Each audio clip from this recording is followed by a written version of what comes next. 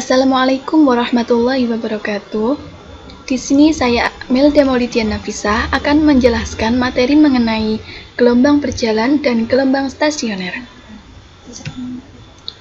Nah, sebelum kita lanjut mengenai gelombang berjalan dan gelombang stasioner, kita harus mengetahui dulu pengertian gelombang stasioner secara umum, yakni gelombang yang bergetar seiring waktu, tetapi letak amplitudenya tidak bergerak melalui ruang.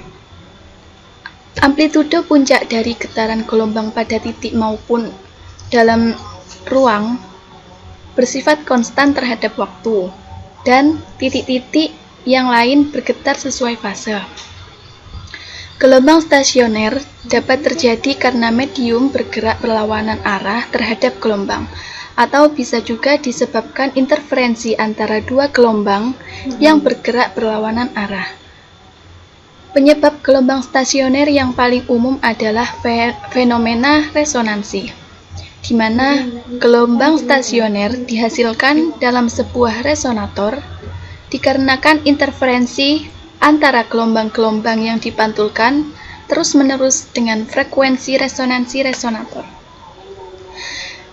Kemudian bentuk gelombang itu seperti yang gambar ini ya.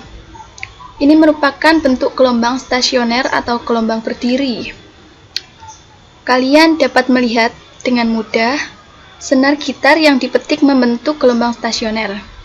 Nah, dari sini kita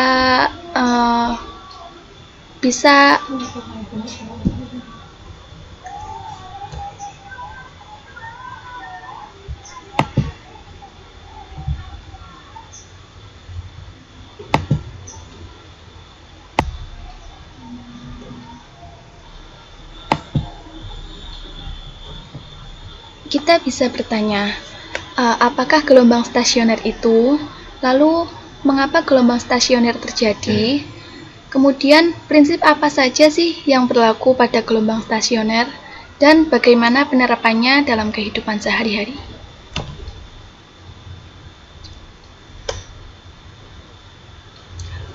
Yang pertama, ruang lingkup gelombang stasioner dulu.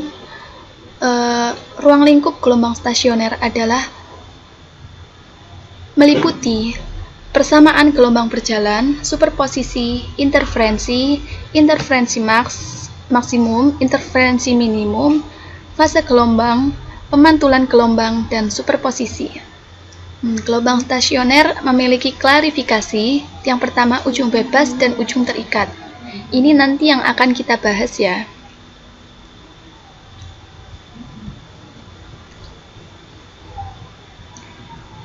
Nah, sekarang kita akan mengetahui pengertian dari gelombang stasioner secara khusus atau secara matematisnya. Yang pertama, gelombang stasioner itu merupakan perpaduan superposisi antara dua gelombang yang berlawanan arahnya.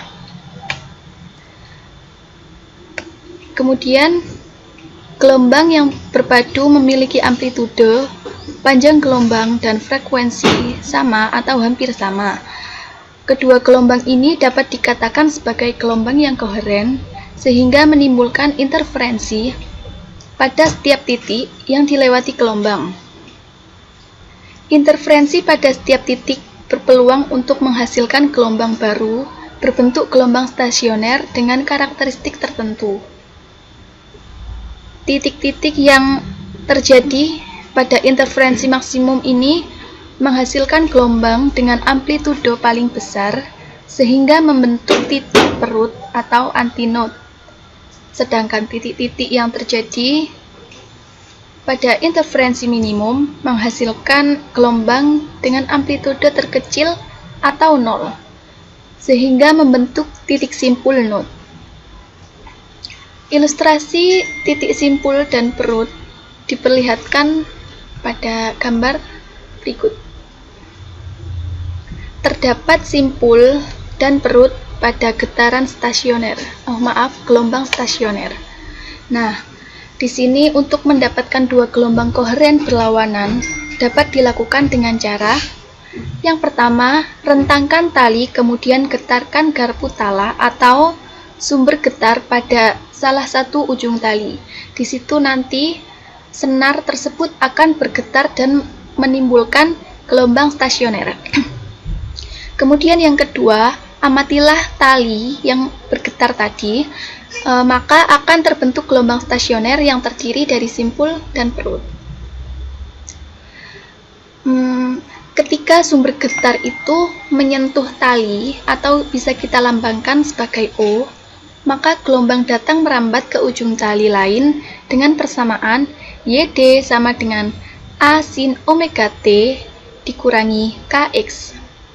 Dengan kita dapatkan di sini untuk satu gelombangnya adalah kita simbolkan X dalam titik pemantul, dan untuk jarak antara titik pemantul kita simbolkan dengan L.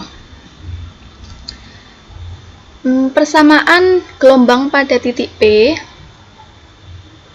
adalah YD sama dengan A sin omega dikali T dikurangi L dikurangi X dibagi V.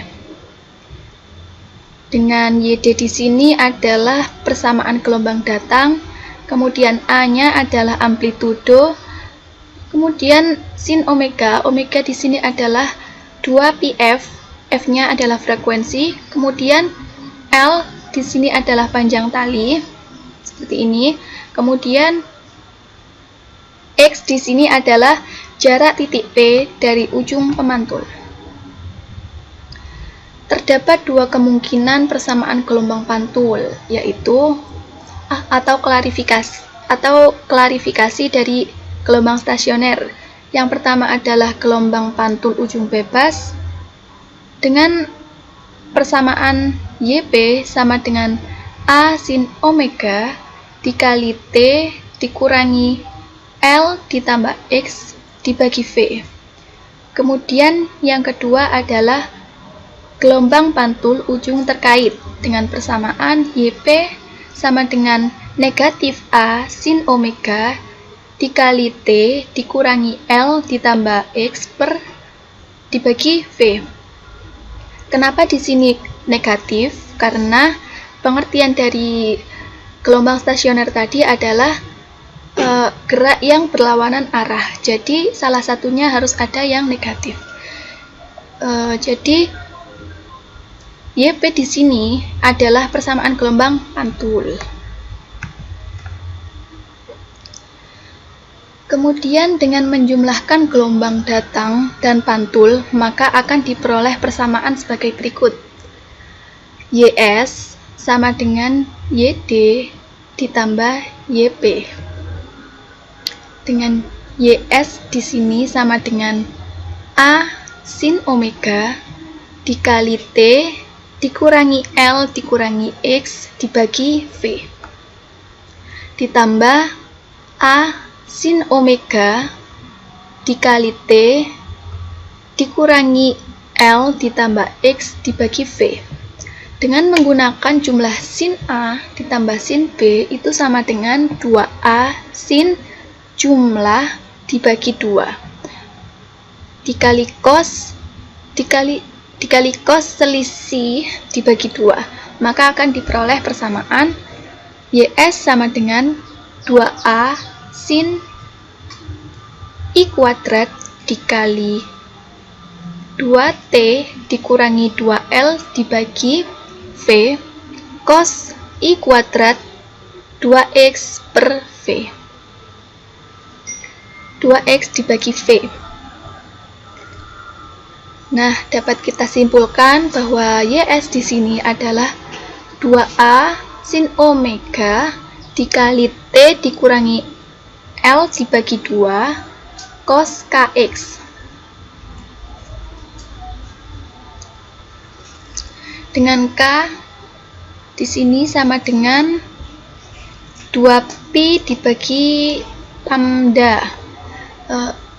Itu disebut bilangan gelombang. Nah, kemudian persamaan gelombang stasioner ujung bebas biasanya kita tulis dengan YS sama dengan 2A cos KX sin omega dikali T dikurangi L dibagi V. Dengan AS di sini adalah 2A cos KX. AS di sini adalah amplitudo gelombang stasioner ujung bebas. Kemudian jenis gelombang yang kedua yakni gelombang stasioner ujung tetap. Dengan menjumlahkan gelombang datang dan pantul, maka akan diperoleh persamaan sebagai berikut. YS sama dengan YD ditambah YP. Dengan YS di sini adalah A sin omega dikali T dikurangi L dikurangi X dibagi V dikurangi A dikali sin omega dikali T dikurangi L ditambah X dibagi V. Dengan menggunakan jumlah sin A dikurangi sin B sama dengan 2A sin jumlah dibagi 2 dikali cos selisih dibagi 2. Maka akan kita peroleh persamaan YS sama dengan 2A sin I kuadrat dikali 2T dikurangi 2L dibagi V cos I kuadrat 2X per V. Dengan dapat disimpulkan bahwa YS adalah 2A sin omega dikali T dikurangi L dibagi V cos KX. Dengan K tadi adalah 2Pi dibagi lambda, adalah termasuk termasuk bilangan gelombang.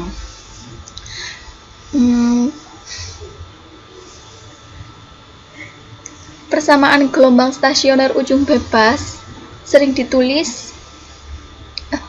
ujung tetap sering ditulis YS sama dengan 2A sin KX cos T dikurangi L dibagi V.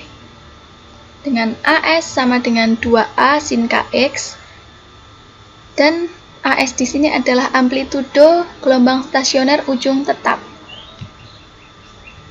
Terima kasih atas perhatiannya. Sekian dari saya. Assalamualaikum warahmatullahi wabarakatuh.